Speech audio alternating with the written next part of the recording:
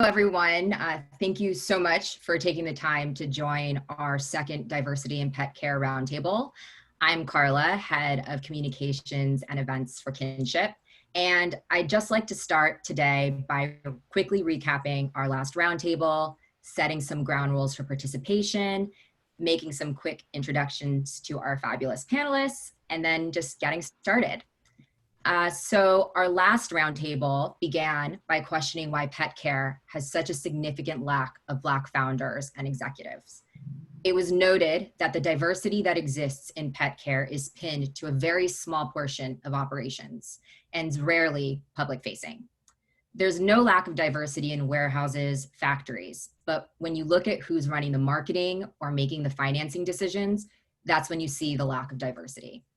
Multiple studies by investment firms and educational institutions note that diverse teams are more profitable, innovative, smarter, and deliver better results. If we bring it back to the capitalistic perspective, there's real rationale to focus on diversity and why it's important. A suggested step to broaden access is to challenge traditional recruitment models, involving Black business leaders in the decision-making process about funding and shape of programs, not just the selection of candidates. It was shared that continually pointing back to the pipeline distracts our focus from supporting the Black professionals that are currently in the space. Getting people into the pipeline is great, but how are we supporting them once they're there? On an individual level, we must be intentional about finding a person of color to mentor. We discussed the widening wealth gap and how it has exacerbated the disparity in opportunities. Getting access to the first $100,000 or $200,000 of capital is less accessible for people of color, and the same applies as more people of color are accepted into doctorate studies for the still very white field of veterinary medicine. There's the added burden of non-fiscal resources and tools. Education, security, safety, and opportunity are all less available to Black people and other people of color. The group concluded that change at any level cannot flourish without change at every level. So, in today's Diversity in Pet Care Roundtable, we are very excited to host a group of senior industry executives in conversation with Black founders who will share their perspectives and experiences in the pet care space. So today we have Dr. Eleanor Green, Senior Consultant at the Animal Policy Group and former Dean of Texas A&M University School of Veterinary Sciences, Leonid Sudakov, President at Kinship, our moderators, Carlton Osborne, CEO and co-founder at AnimalBiome, Melissa Mitchner, founder at the Bark Shoppe, and our chat moderators, Ronaldo Webb, founder at PetPlate, and Zubin Bhettay, CEO and co-founder at Fuzzy Pet Health. As I mentioned, Ronaldo and Zubin will serve as moderators in the Q&A box and pose any questions brought forth by the audience. So if you have anything to add to the conversation, please make sure to use the Q&A feature. You can do so by opening the Q&A window, clicking on the icon at the bottom right of your Zoom window. To note, we will not answer any questions posted in the regular chat window or submitted anonymously. Zubin or Ronaldo will either reply back via text in the Q&A window or answer your question live. If they reply via text, you'll see the reply in the Q&A window. If they plan to answer your question live, it will be marked as such.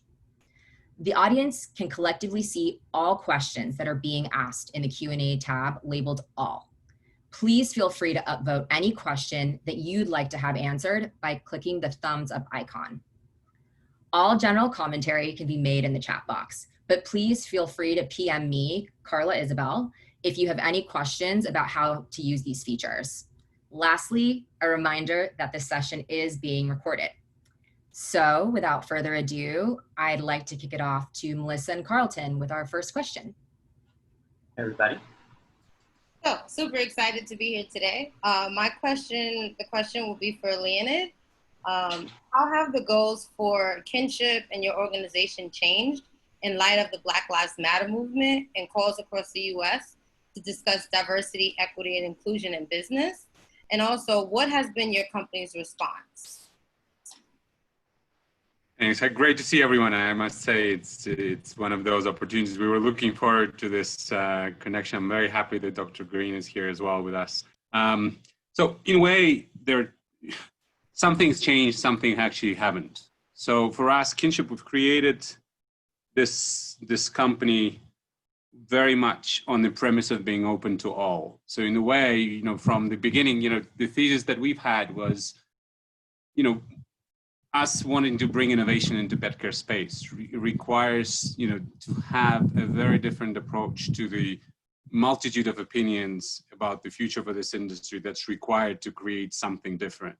And so from the very beginning, we were very much focused on that, invested in hiring and invested in our, you know, startup outreach to support that. And if you look today at, you know, at overall diversity metrics in Kinship, you know, my leadership team is 50-50 male, female, you know, 40% people who identify as person of color.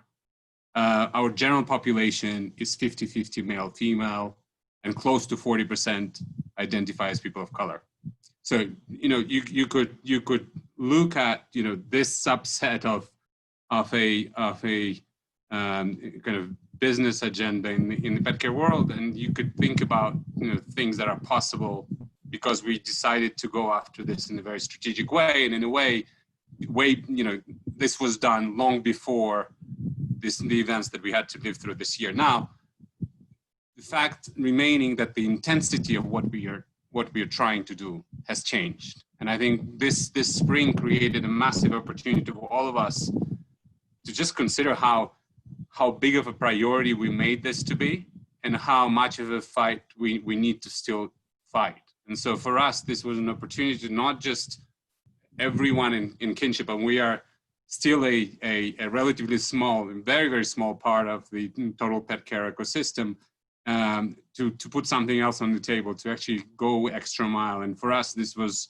very much what we've done. And so a few of the programs that we've actually developed and are about to launch since the BLM movement really came into force, just basically work to prove how serious we are, and not just on the top of the organization, but across the entire associate base. We've obviously announced a dedicated lead program for September for, you know, startup founders who are representing either female or POC community.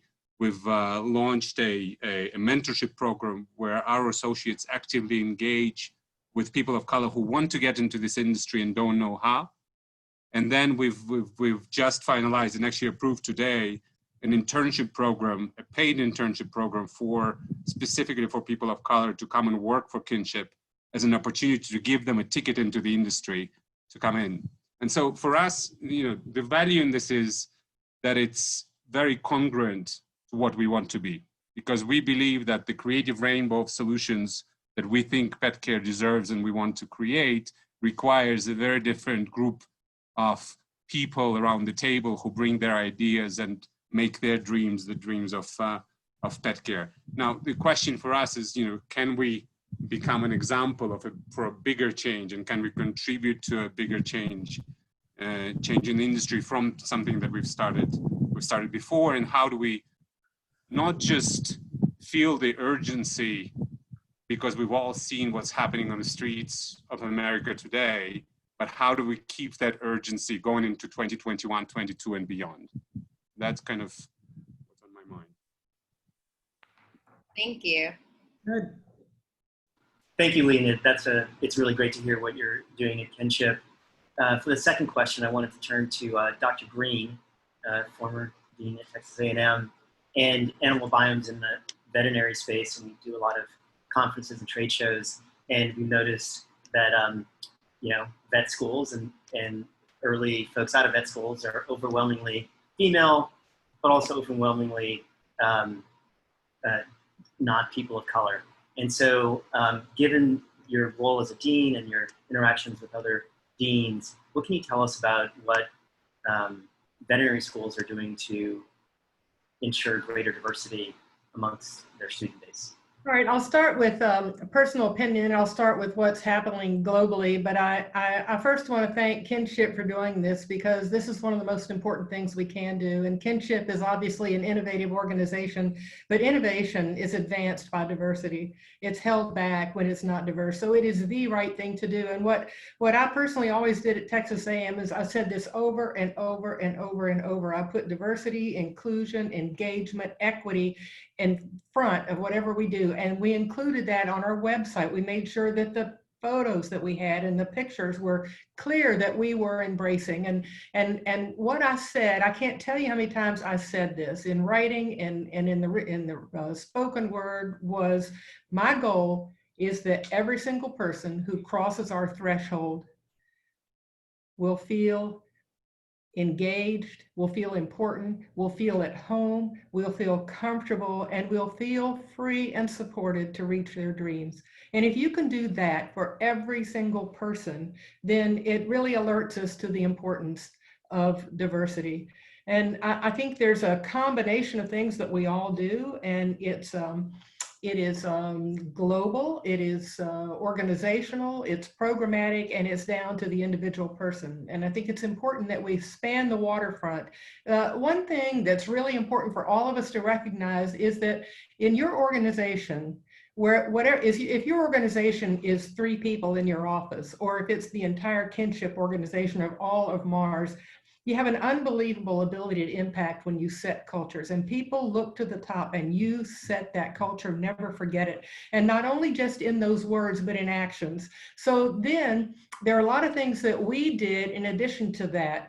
We have things like difficult dialogues training, we have mediation training, we have conflict resolution training, we have diversity threaded through our curriculum. We can actually go through our whole curriculum and we can map it and show how diversity is threaded through all of it. You can find it everywhere. In our admissions, we have diversity scenarios that the applicants have to react to. And if they don't do very well to that, they're actually not even going to join our program. And we have the same discussions with faculty. So, I mean, you have to get, it's comprehensive, it's embedded, it has to be part of everyday life and what you do. And then you use examples. And I think there are a couple things that I think are really important. Stop me if I'm going on too long. One is the multicultural golden rule. I don't know how many people have heard that, but when I heard that probably 20 years ago, I've never forgotten it. And the golden rule is do unto others as you would have them do unto you. But that doesn't work for diversity and for a multicultural environment. The multicultural golden rule says, don't do unto others as you would have them do unto you. Do unto others as they would have you do unto them. Now that turns the whole meaning separately, and it's very outwardly focused rather than inwardly. And I think that's the crux of the matter in diversity. It's not me looking at the world, seeing what I think, and then transforming my views on everyone else. It's first seek to understand and then be understood. You truly want to understand. I'll give you an example. We had 2 Black students in our class. Ashton Richardson was one. I've asked them, and they don't mind if I use their name. And he was the Bobby Bowden Scholar Athlete of the Year at Auburn University, was on the national champion football team. This young man was amazing. And we got him. We recruited and we got him at Texas A&M. We love him. And at the same time, the other Black student, I wish there were many more, was a young woman named Erin Black. Now, let me tell you about Erin. She was popular. Everybody loved her. She was a leader at the school. She was president of clubs. There's not a soul in our program that didn't absolutely have Erin on the top of their list in popularity. Well, Ashton, we sponsored him for a Marshall Scholarship. He went to Oxford to get an advanced degree while he was in vet school, so he sat out a year. Erin came to the office, in the dean's office, crying because she was all alone. That's one of the most powerful examples that I can think of. Here's the girl in a class of 132 people, one of the most popular students in there, who felt alone when Ashton left. That is powerful, and it's real, and it speaks to what we need to do in cohorts and providing support and providing mentors and doing what we can to help these students be comfortable. And I have a lot of other examples. You know, the other thing, really quickly, the Association of American Veterinary Medical Colleges in 2005 started a Diversity Matters program, and that was disseminated to all the vet schools. So every year when the deans get together, we talk about diversity, we share programs and what we're doing. Purdue has an excellence in diversity program. We at Texas A&M have won the HEED Award 3 times in a row. Our 4th application is in. That's Higher Education Excellence and Diversity. And there are a lot, I can give you a lot of detail about that. But I really would like to say more, but I don't want to dominate all of this. So let me pass it on at that. I can give you more examples for those who want them, because it's one of the most important things we do. I'm absolutely passionate about it. And thank you for sharing that, Dr. Green. So, you know, I'm really passionate. I think that we cannot talk about, you know, diversity, equity, and inclusion. They go hand in hand. And in shifting the narrative in the actual, you know, industry, what advice do you give startups when hiring, looking at teams, making investments and things of that nature? What advice, and this is for both Leonid and Dr. Green, what advice do you have? I would say the first thing you need to do is absolutely internalize the philosophy that diversity will make you a better company. It'll make you more profitable. It'll make you more innovative. It'll make you more culturally rich.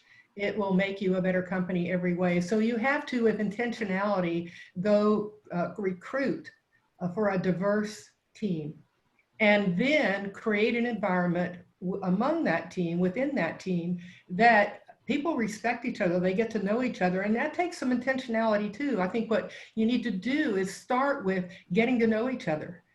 Start with making sure that you create opportunities for people to get together and share and exchange ideas and respect each other. And so the other thing that I think is very important in any company is find the good and praise it.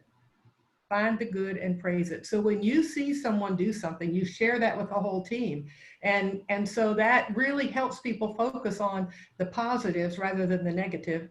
And then the other thing I would say in a startup, so if you're able to actively recruit, you get a diverse team, you're not done. You're just getting started. And you have to create that culture where that team really and truly loves to come to work every day, loves to walk across that door and say, I'm home.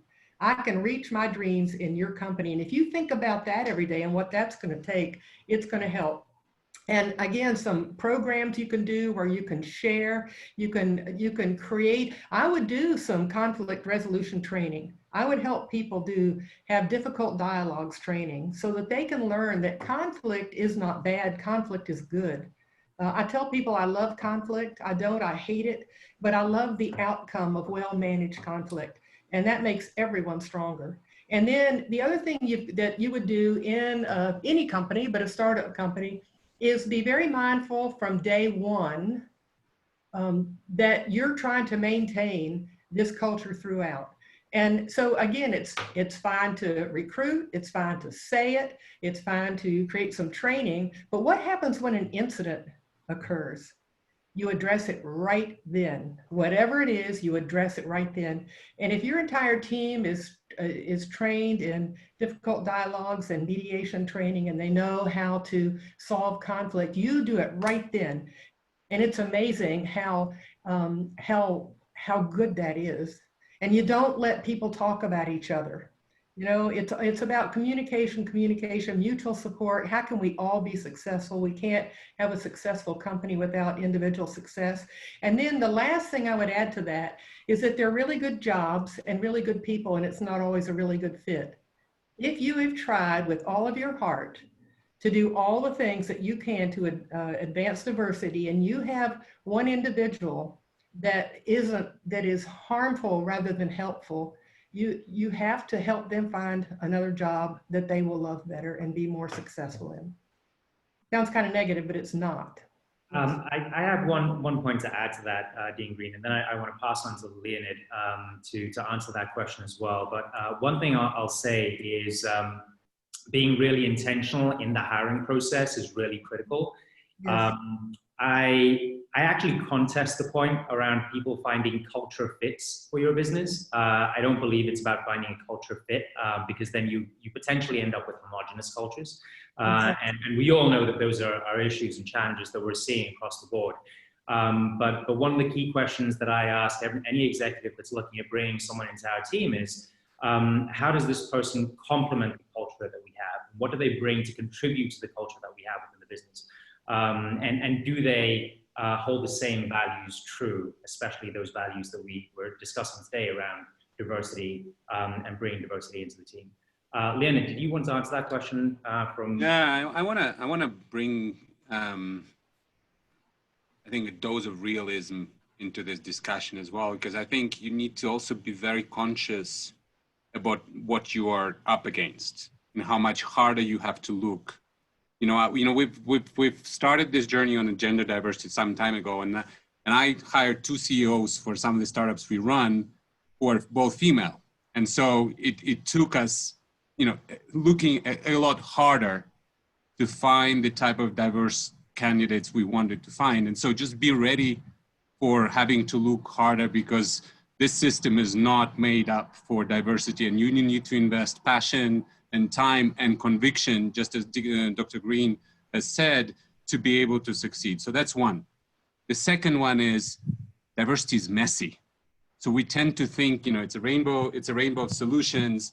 It tests you every day, just because having people come together with their backgrounds, with their cultural norms, exactly as Dr. Green talked to us about, around the table and try to negotiate a solution, it takes a lot more effort, a lot more guardrails, a lot more, careful processing than if it's all white guys from the same business school trying to apply the things that they've learned from the same professors and just going after and doing it. So being very clear of what it takes to run a very, very diverse organization and just leaning in and knowing it will be uncomfortable is very, very important.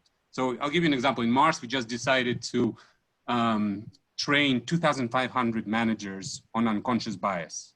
Like a massive, the biggest training program we decided for managers as a leadership team this year in Mars Pet Care, because we realized that for us, it's easy to say we want to get our managers really invest in more diverse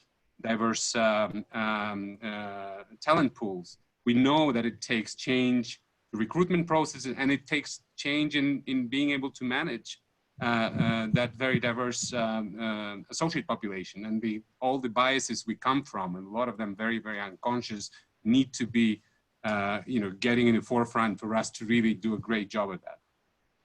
Can you all still hear me? Yes. Okay, I got kicked off. I can't see you. Can you still see me? Oh, you're frozen. Yeah. Frozen. We can see a frozen picture of you, but we can hear you just fine. Well, we can proceed if you'd like. And if I get, just tell me if I get kicked off and I'll try to get back on. I can't see you. Okay, great. Okay. Can you hear us? I cannot see you. But you can hear us, right? I can hear you, yes. Okay, great. I wanted to ask a follow-up question to Leonid, because it sounds like what you engaged in Kinship has been really successful and perhaps a little unusual in the industry. And so, and I don't want to, you don't have to talk about your peers within Mars, but your peers within the industry, vendors you work with, your other partners. How do you communicate the values that you've built in Kinship with those other either peers or partners in the industry? Yeah, we do a few things. One is, we've tried to make this, as little corporate as possible in terms of really having the passion of what we're trying to do, empower, every Kinship associate to be an ambassador of what we're bringing forward and are able to change. And then, hopefully, being successful in building the type of business we are trying to build will help us prove the case that Dr. Green talked about, which is the fact that the real disruptive ideas thrive in the context of diversity. So I think what we've decided that every one of us in our own way, and every kinshipper across our organization just tries to do our best in becoming an ambassador for what's possible. And then we obviously use the tools that are available to us to spread it across Mars and across the much broader pet care community. And I think what LEAP has become, in a way, is our door to understand the ups and downs in every startup in this industry and moving from just being a kind of an investment vehicle and a support vehicle to being much more of an ongoing conversation vehicle around the future of this industry has really been fantastic. And I can only recognize our partners and RGA and Michelson Found Animals in kind of on that journey, because that's been really amazing. And we've gotten a couple of great questions from the broader group. Maybe it might be a good time to switch over to some of those. Great. I think the first one we had came in from Hannah Pinfield from the Oregon Humane Society, and I'll toss this to the group about what are steps that we can take to start to close the racial disparity in pet ownership. 58% in white families, 24% in Black families. Very important question, and I think also probably an important step for helping the broader pet community take some of these issues more seriously. Dr. Green, are you still there? Yeah, I am. Okay. Go ahead. That's a hard one, but it's not an impossible one. And I think that, we do have a lot of effort in our society right now about the benefits of animals. And so how can that educational programming about the benefits of animals reach those who haven't seen that? I know that in our state, there is increasing animal ownership among the diverse populations. And I'd love to see the trend lines on that nationally. But I do think that, the health benefits of pets, that could even be done in schools. That could be done by local veterinarians going and talking to youth groups. That could be done where we could reach out to diverse families to try to help them understand the benefits of pets. Just as one thing. I'll think about some more too. Yeah, I don't have that stat handy, but I do know that pet ownership is growing fastest amongst that group of people of color, but I don't sort of know what that trajectory is offhand. If anyone has that stat, feel free to put it into the chat or the questions. One other thing that struck me was when we reviewed the last session, and one of the things was there's a waterfront to cover, and we can't do everything in one day, but we do need to be mindful of this starts at a young age and goes all the way through to a veterinarian who's been in practice for a long time. How do you not only recruit them into this profession, but how do you make sure they stay? So, there are a lot of different things we could do at every step. And I think that's where I made a comment earlier about their organizational things, their big things, and then how do you take care of one person along the way too, so that person then becomes an ambassador and goes back to their communities or to other communities and sends the message as well. So it's complex, but we need to just keep chipping away at it. Yeah, I can only echo what Dr. Green has said about the benefits of pet ownership, and I think the science of what this brings is absolutely incredibly convincing. If you look at what National Institutes of Health have discovered after the multi-year study of the benefits of pet ownership, anywhere from the elderly to the kids to the families coming together, is just incredible. I think as an innovation community of pet care, we need to keep an eye on the total cost of pet ownership, though, because I think there's the big elephant in the room now is if you look at where we are all innovating, I don't know what part of this population can afford farmer's dog. So it's like, so when we think about, the future of the innovation that we bring on.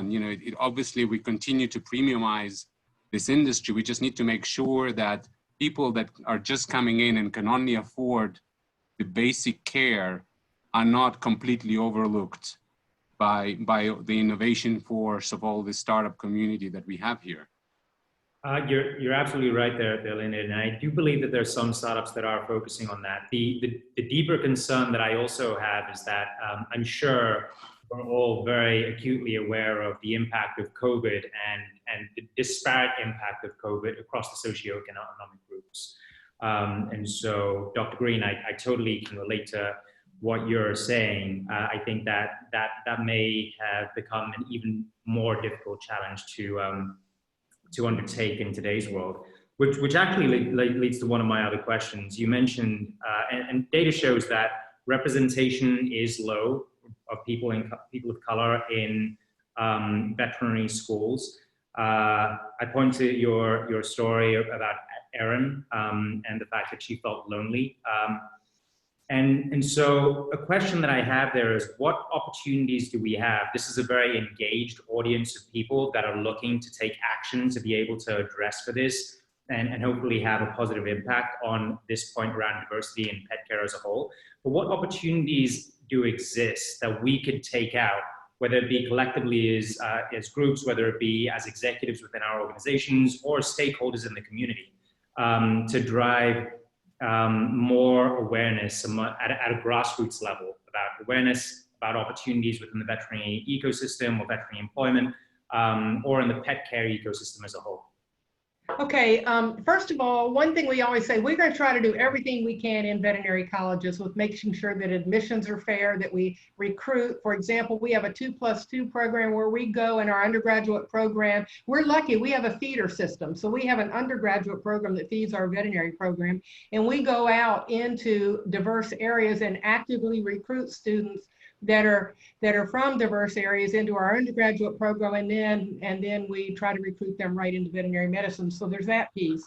The one thing every vet school knows is that they can't be in every community, but who is in every community? There are veterinarians in every community. We need to get them actively engaged too, whether it's the leaders of these organizations that you have, that different veterinary groups there, or a private practice, but they really need to get their antennas up to actively look for young minority students, whatever that might be, and encourage them at the local level one-on-one. And that can lead to all sorts of things: mentorship, scholarships, support when they didn't think they could do it. You have to tell them they can do it. You have to help them do it. So one at a time, and this is where I come back to the waterfront, but if every veterinarian out there would recruit, support, of one minority student, look, we could make big progress in a year, couldn't we? So we need to all pitch in. And as we continue to be leaders of change and having this conversation, I always say people can't aspire to be what they don't see. So I think it's important to have reflections of people of color in advertisement. If that segment is growing, that's also important. So it really shifts me to the next question: is how should we hold pet care industry strategics and executives accountable, right? Because it's more than just having a conversation; it's the action items. So what examples or what recommendations do you have on holding people accountable within this industry as we continue to shift the narrative? Well, I can tell you what we do, what we did, I guess we still do at Texas A&M, is that we hold everybody accountable. And I have a leadership team well, first of all, I tell them, I said, your job is to challenge me and challenge each other in order to get better. So if any of us see the other ones having trouble in those areas, we directly challenge. In addition to that, not only do we keep this message in front of them, this culture in front of them every minute of every day, every year I ask every single one of my executive team to tell me what they're doing for diversity in their department. And then they, in turn, in the faculty evaluations, ask every faculty every year to write down what they have done to advance diversity that year and what they intend to do the next year to advance diversity. And you know, when you get people thinking about that in that way and that they are evaluated on advancing diversity, you can move the needle. And it shows the importance. And so that's one example. Another is that every year we look at salaries. We look at rank, we look at age, years in rank, all that sort of thing. And then we correlate with diversity, women, men, underrepresented minorities, and we look for equity in salaries. And if it isn't right, we fix it. Now, that doesn't mean that every person who hasn't performed well all of a sudden gets the salary increase of the top performer, but we scrutinize every year to make sure that we're not getting out of alignment in our salaries. And I think everybody can do that regardless of what your organization is. And don't let it just go every 5 years you try to think about that. It has to be every year, at least, in writing. But then again, we'll ask them, how are you doing? What are you doing? Keep me updated on, it can't just be once a year either. So that's one way we make it accountable, is it directly relates to their evaluation, and that relates to their salary and their recognition and everything else. And then it's not all negative. We also give awards. We have awards for diversity. We have other recognitions, and we try to showcase good programs and good things people are doing.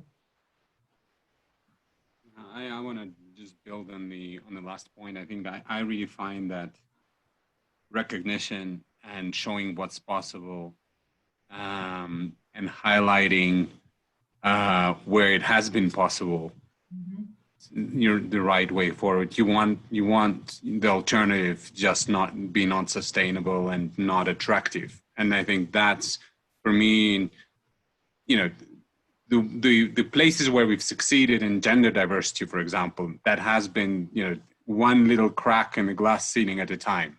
And so we need absolutely the same thing on the racial diversity. We need to see more Black people in the meeting rooms. We need to see more Black founders being, you know, financed. We need to see more people succeeding to scale those businesses to get on the front page of Wall Street Journal. And that's what we see. And that's, you know, that's what we need to go after. And I think that, again, is you know, requires, you know, 1,000 small cracks to make the big glass ceiling to finally go, you know, collapse. And I think that's kind of what we should be going after. Agreed. That's beautifully stated. Yeah, that's very well put, Leonid. I just wanted to point folks on the call to the chat in relation to the discussion we were having earlier about pet ownership amongst people of color. And there are a couple of good articles there about how there's bias in shelter adoptions. And I haven't had time to read the articles, but I will. And I don't have any solutions there, but I thought it was great that the audience was contributing with some good resources there. You know, that's a great point, and I think that we really need to look at the bias in shelter adoptions and try to get that fixed too. That's a beautifully stated partial solution that could be fixed. It's right there. Let's fix that. So, Leonid, I wanted to come back to you because, you know, I went through or AnimalBiome went through the LEAP program, as did Pet Plate. And there was great support for, you know, a certain stage of startup. And one of the things that I think almost all of us have encountered is getting that Series A, that sort of next big institutional round, is a challenge for all startups. And I think, you know, the data show that it's even a bigger challenge for women and for people of color. Any thoughts about what either Kinship or Mars or the rest of us can do to engage with that next stage of investor to either remove the implicit bias or make it a priority for them the way you've made it for Kinship?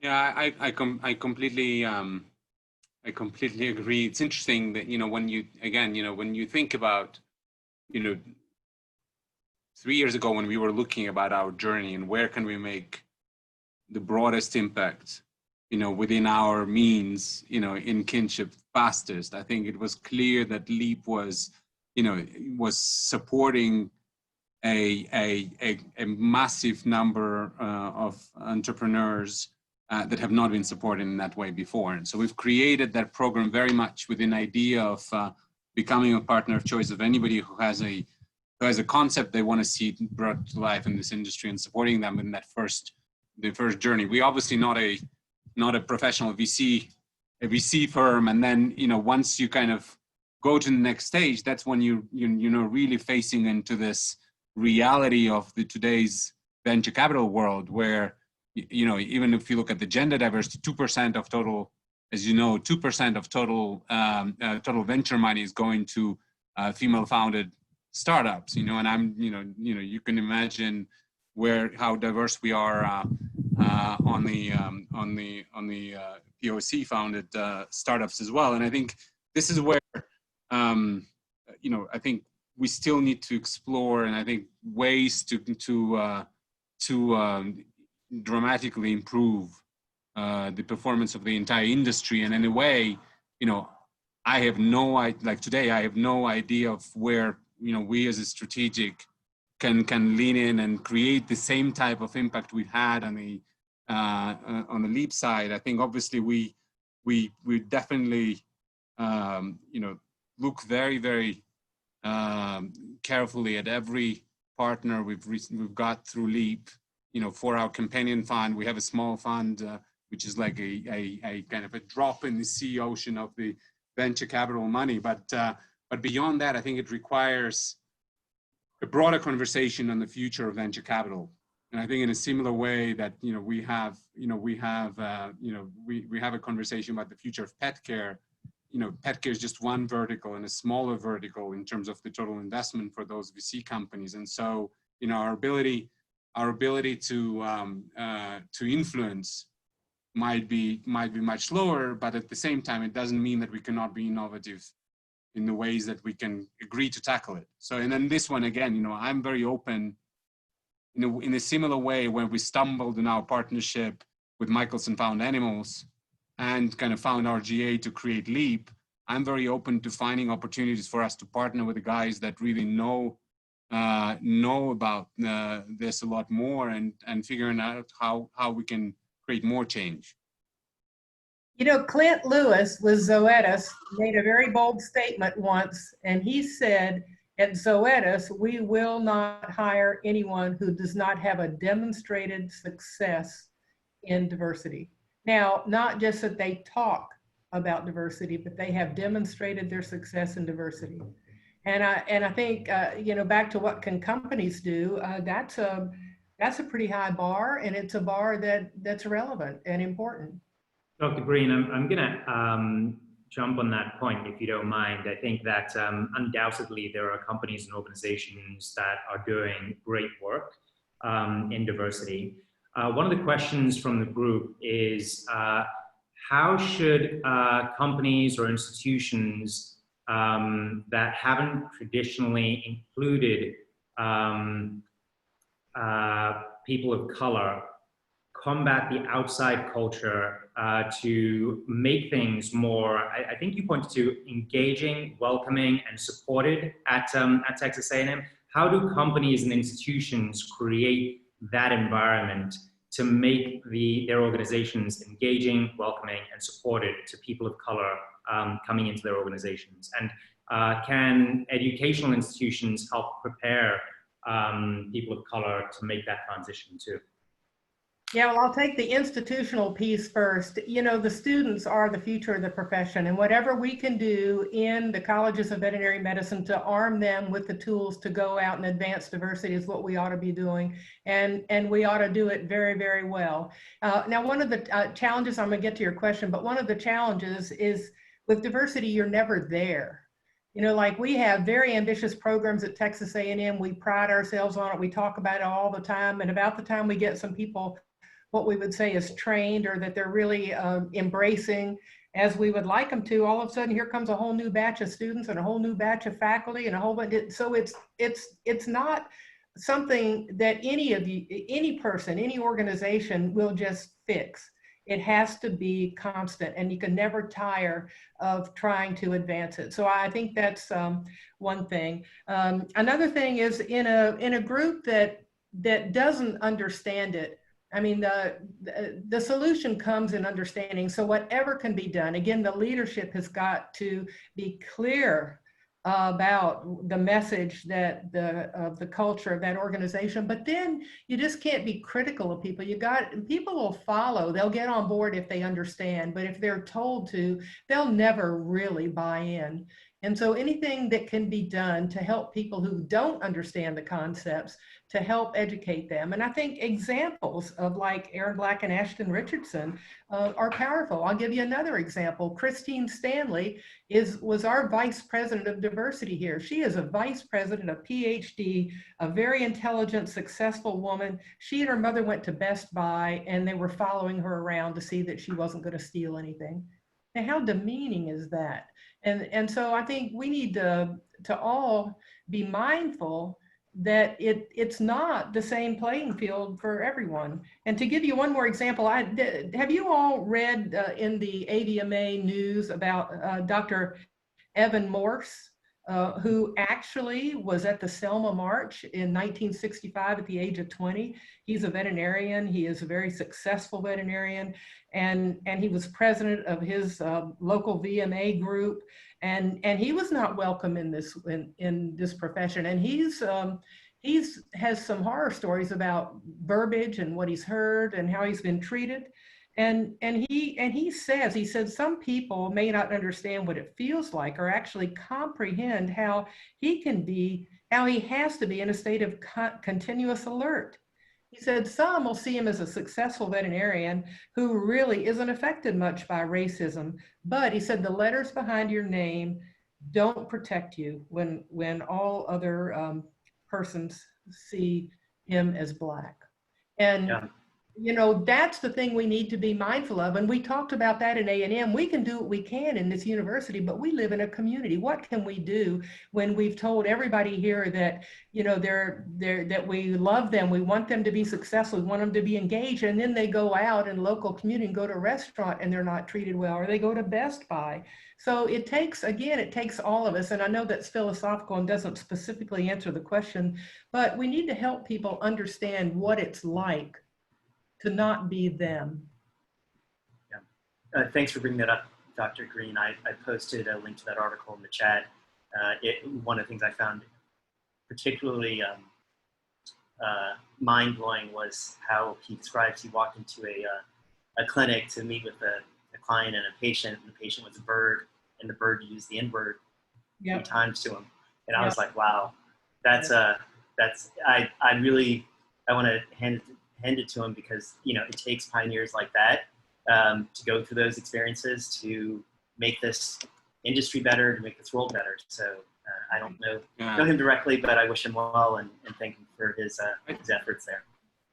I just think that the importance of role models, I think we can't underestimate that. And just, I think we need to think hard about how we create the visibility of this, role models. All of you around here, your generation that is impacted by the rise of Google, Facebook, Amazon, and just look at the top of these companies, and where do you find, if you are today, a person of color trying to set up a company, I mean, where can you look for examples that inspire you, that look like you, that can, motivate you to think you have a chance?